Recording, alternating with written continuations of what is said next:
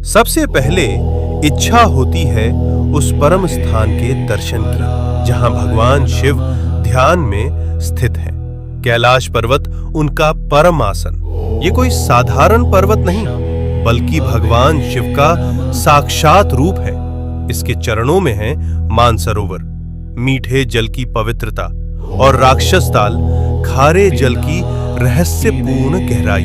इतने पास फिर भी एक मीठा एक खारा, जैसे भगवान शिव के भीतर संतुलित दो स्वरूप। अब हम पहुंचते हैं उस तपोभूमि पर जहां भगवान शिव और माता पार्वती ने विवाह के बाद ध्यान लगाया।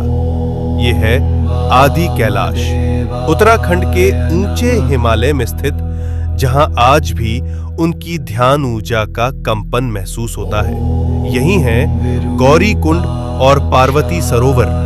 ये पर्वत नहीं, शिव पार्वती की जीवित उपस्थिति का केंद्र है, इसलिए कहलाता है छोटा कैलाश।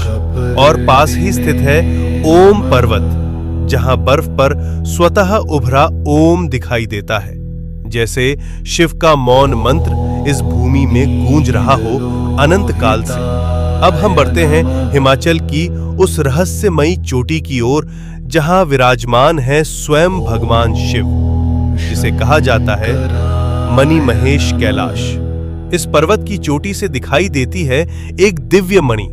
मान्यता है जब भगवान शिव प्रसन्न होते हैं तो ये मणि दिव्य तेज प्रकट करती है, जो भक्तों के जीवन में भर देती है एक दिव्य प्रकाश।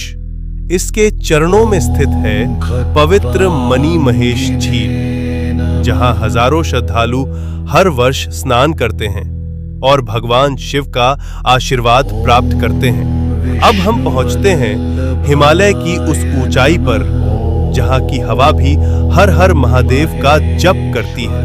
यह है श्रीखंड महादेव। यहां स्थित है एक भव्य प्राकृतिक शिवलिंग। यहां तक पहुंचने का मार्ग अत्यंत कठिन, लेकिन कहा जाता है जिसे स्वयं भगवान शिव बुलाते हैं वही इस दिव्य शिखर तक पहुंच पाता है। श्रीखंड महादेव केवल एक शिवलिंग नहीं, ये है भगवान शिव का हिमालयी सिंहासन। अब हम पहुंचते हैं भगवान शिव के एक और दिव्य धाम पर, हिमाचल की उस रहस्यमयी भूमि में किन्नौर कैलाश। यहां स्थित है सदियों पुराना एक विशाल शिवलिंग, जो अपने आप में अपार ऊर्जा समेटे हुए। और कहा जाता है यात्रा के दौरान कई भक्तों को ब्रह्म कमल के दर्शन भी हुए हैं। ओम नमः शिवाय।